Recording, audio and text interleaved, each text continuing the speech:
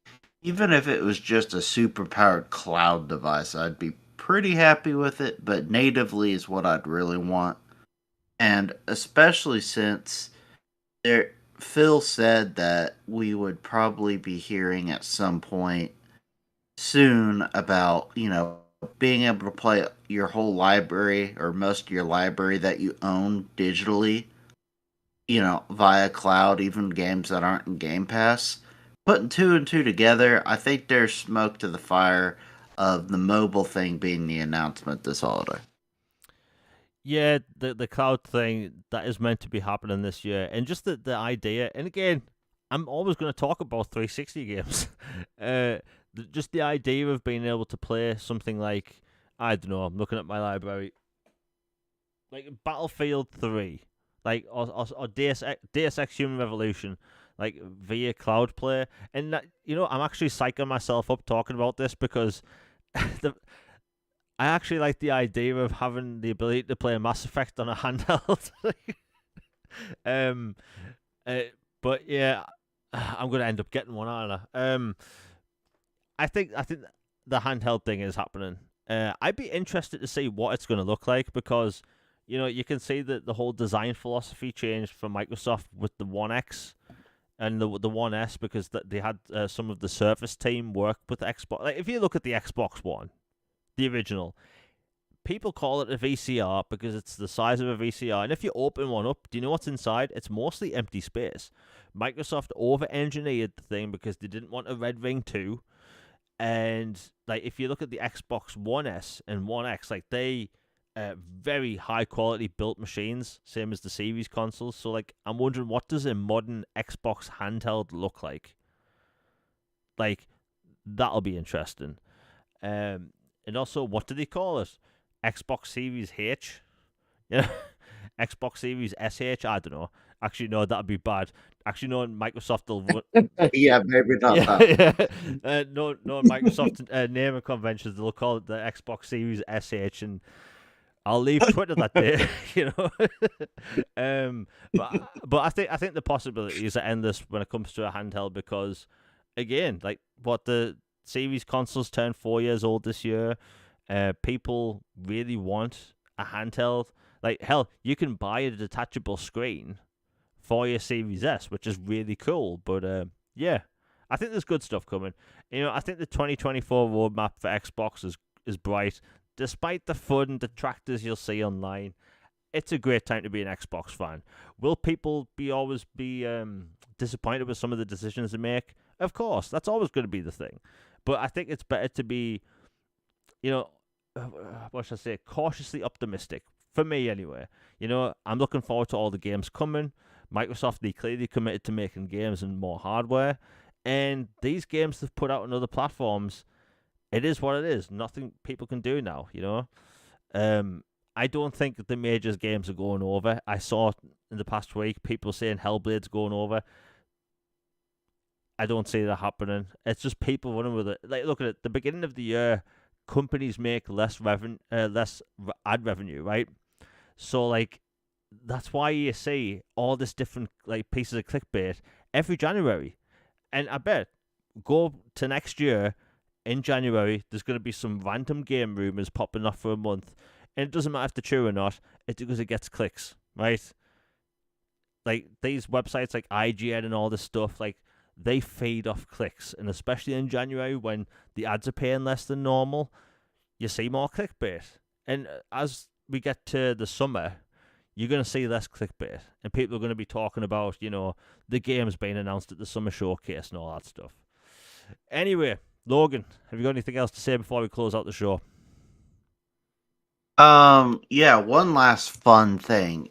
We had talked about Night Dive earlier and how much I love them and their work. Well, they're calling their shot to try to do No One Lives Forever, a remaster or remake of it, which was a long lost gem, like 60s kind of set spy gem where you're this femme fatale, like brilliant spy game. And they're calling their shot. It's with Warner Brothers, so Oof. I don't know, but they're trying, and so I retweeted it and shared it. It's from the founder of Night Dive, so Fingers crossed. That would be awesome if they could actually get the rights to do that. Yeah, like look, it's Night Dive Studios. I'm sure they'll come out with something great if they can do it.